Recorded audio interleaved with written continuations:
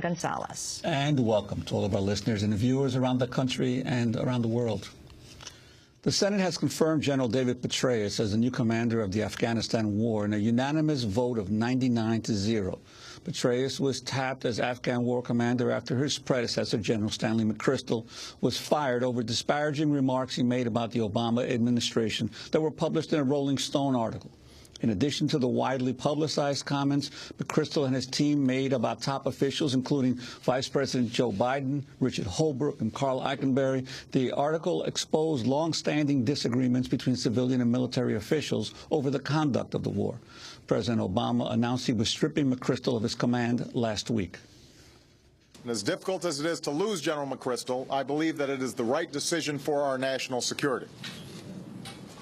The conduct represented in the recently published article does not meet the standard that should be set by a commanding general.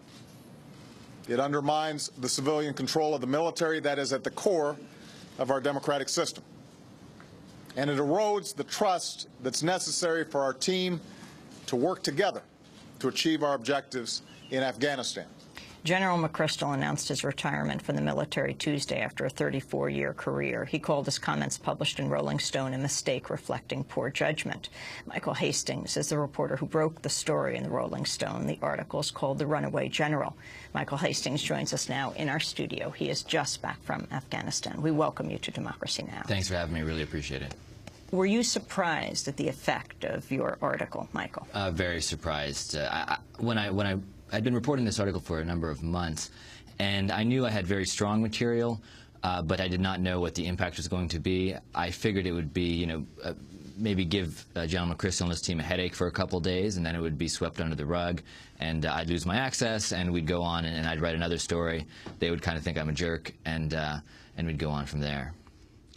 But the article, interestingly, I think most of the coverage was of the few remarks of the general or his staff. But you laid out a pretty convincing argument that General McChrystal had been in conflict with the Obama administration almost from the very beginning. Sure, and I think I wanted to actually write a somewhat sympathetic and different portrait of General McChrystal, and I was surprised that the sort of comments that people have talked about so much. But yeah, I mean, the story was about using General McChrystal as a way to look at the larger problems with our Afghanistan strategy. Obviously, there were tensions with the White House. That was confirmed right after the piece came out when President Obama decided to fire General McChrystal. Obviously, there were problems between General McChrystal and the civilian side of things, and now there's a lot of rumors about kind of a shakeup on the civilian side of the folks involved in the Afghanistan policy.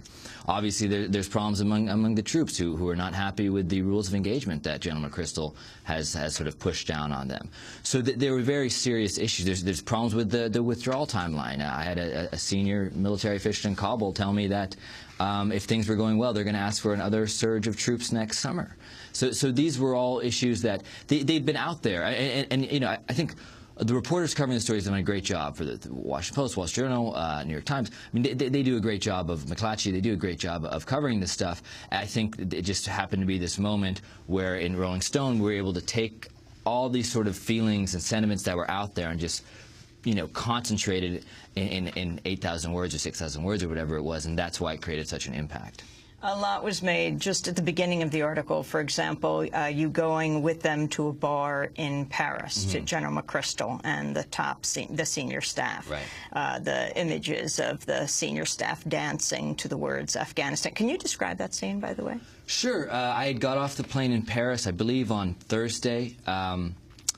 That was a Friday night, I believe, if my memory serves. It was General McChrystal's 33rd wedding anniversary, and I just happened to have sort of stumbled onto this thing at the right time, and we went to this bar. It's around the corner from one of the hotels in Paris. It's sort of your cheesy Irish pub, and these guys were infantry guys letting loose, and I wasn't surprised necessarily about that. I spent a lot of time with the military. My younger brother is a decorated combat veteran and was a platoon leader in Iraq. I've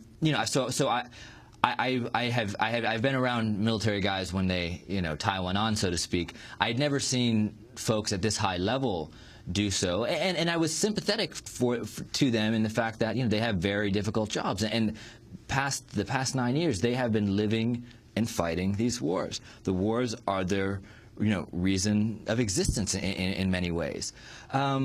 So yeah, there was songs, a lot of booze. There was only 2 quotes that I used from that night. Some people have said, oh, all these quotes I have were from boozy dinner. No, that's not actually true. Most of the quotes, there's only 2 quotes that were taken while these guys were drunk. The Afghanistan song, which if you count as a quote. So they're dancing and singing. Dancing and singing and giving toasts and fairly typical sort of Band of Brothers sort of atmosphere. I mean, these guys are very tight-knit. I mean, to General McChrystal, those men on his team are his family. These guys, they would do anything. They'd die for each other, and that's what General McChrystal told me, and that's actually the only quote I used from that night, besides the Afghanistan song.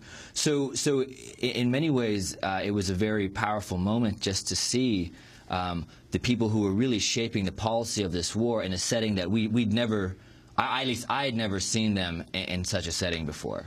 Some in the mainstream media have said you violated the so-called ground rules in writing your article. So let me play a clip from Lara Logan, the chief foreign affairs correspondent for CBS News. She's interviewed by Howard Kurtz on CNN.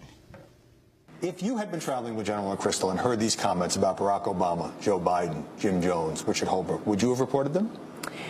Well, it really depends on the circumstances. It's hard to know here. Michael Hastings, if you believe